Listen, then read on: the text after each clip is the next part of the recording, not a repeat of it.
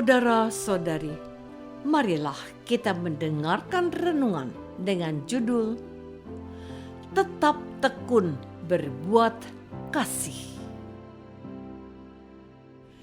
yang berdasarkan pada Injil Lukas bab 4 ayat 24 dan 26. Tuhan Yesus bersabda, "Aku berkata kepadamu, sesungguhnya tidak ada nabi yang dihargai di tempat asalnya." Mendengar hal itu, marahlah semua orang yang di rumah ibadat itu. Dalam nama Bapa dan Putra dan Roh Kudus. Amin. Saudara-saudari terkasih dalam nama Tuhan Yesus Kristus. Tuhan Yesus mengawali tugas perutusannya di kota asalnya, yaitu Nazaret yang di Galilea. Disinilah dia dibesarkan oleh ayah ibunya, Yosef dan Maria. Mereka dikenal sebagai keluarga sederhana. Bahkan Yesus lebih dikenal sebagai anak tukang kayu karena memang bapaknya Yosef adalah seorang tukang kayu. Pada sebuah kesempatan hari Sabat, Yesus tampil dan membaca dari kitab suci, lalu mengajar mereka. Katanya, "Pada hari ini genaplah nas ini sewaktu kamu mendengarnya." Ia mau mengatakan kepada semua orang bahwa dialah yang telah memenuhi ramalan Nabi Yesaya, bahwa dia adalah orang yang diurapi untuk mengabarkan kabar baik kepada orang-orang miskin. Orang-orang yang ada di situ mencibirnya dengan berkata, "Hai tabib, sembuhkanlah dirimu sendiri. Perbuatlah di sini juga, di tempat asalmu ini, segala yang kami dengar yang telah terjadi di Kapernaum." Saudara-saudari terkasih, mendengar sindiran itu, Tuhan secara tegas mengatakan, "Aku berkata kepadamu, sesungguhnya tidak ada nabi yang dihargai di tempat asalnya."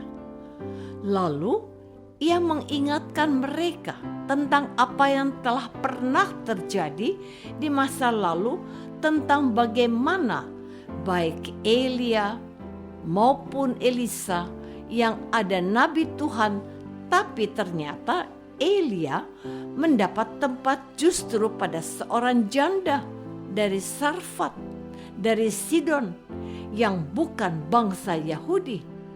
Dan Elisa hanya menyembuhkan Naaman yang menderita sakit kusta, yang adalah bangsa Syria, tetapi tidak kepada bangsa Israel.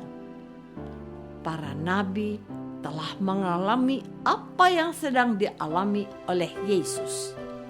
Tuhan Yesus tidak heran kalau dia mengalami penolakan, bahkan di tempat asalnya sendiri.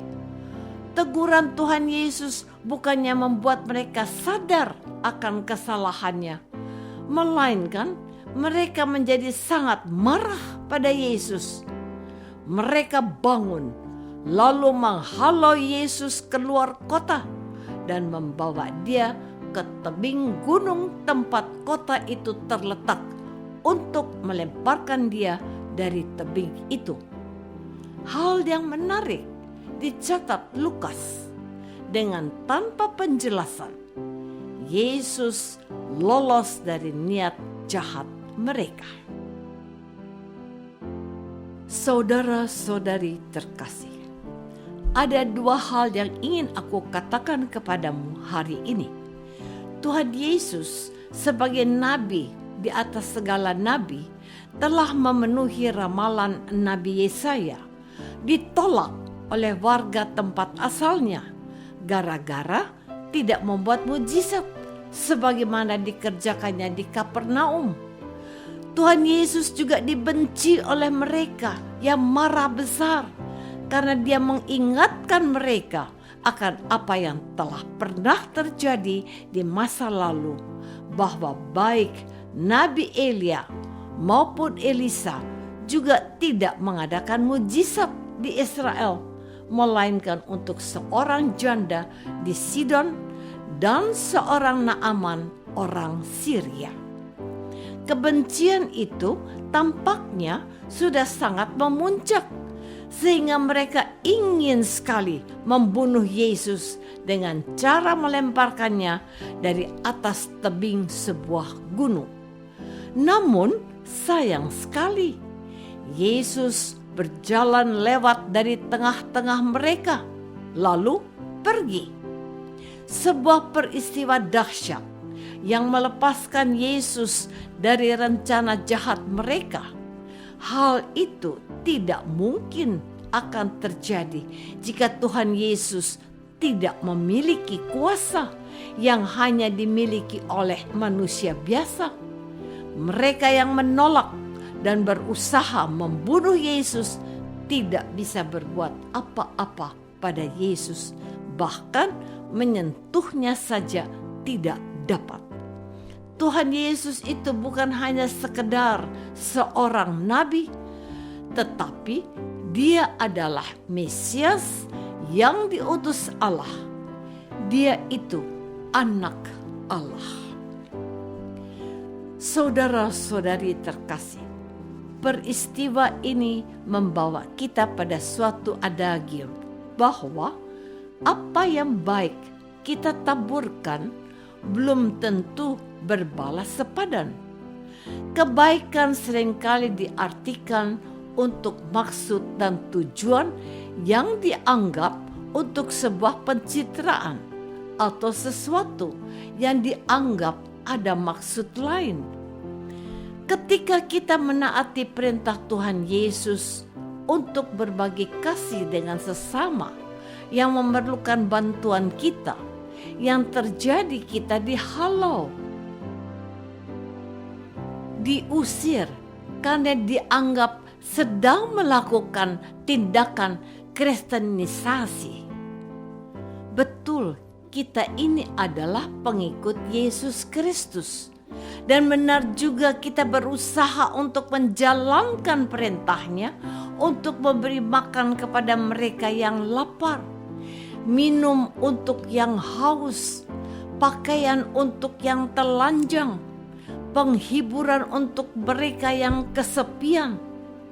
Tujuan Tuhan Yesus hanya satu, supaya kita tahu dan menyadari karena tindakan kasih yang kita perbuat untuk siapapun yang kita sebut sebagai sesama, kita melakukan itu untuk Yesus sendiri yang hadir dalam diri mereka, yang disebut Yesus sebagai salah seorang dari saudaraku yang hina ini.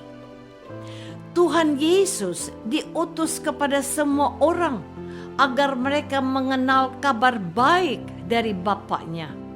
Kita pun diutus untuk melakukan hal yang sama, memberitakan kabar baik untuk si miskin, pembebasan untuk mereka yang tersesat, memberikan pencerahan kepada mereka yang masih berada dalam kegelapan. Tuhan mau mengingatkan kita agar kita tetap dan selalu harus berbuat baik dan melakukan perbuatan kasih sekalipun ada penolakan di mana-mana. Kalau kita setia, Dia pun akan setia pada kita. Apakah aku sebagai orang Kristen berani bersaksi atas kasih Allah bagi semua orang? Marilah kita berdoa. Bapa yang Maha Baik, Engkau selalu menyertai Putra-Mu, Tuhan kami, Yesus Kristus, untuk mewartakan kabar baik yaitu kasih-Mu untuk semua orang. Bantulah kami untuk meneladani Dia dengan melakukan kebaikan seperti Yesus Kristus Tuhan kami. Amin. Semoga kita semua selalu dinaungi dan dibimbing oleh berkat Allah yang Maha Kuasa, Bapa dan Putra dan Roh Kudus. Amin.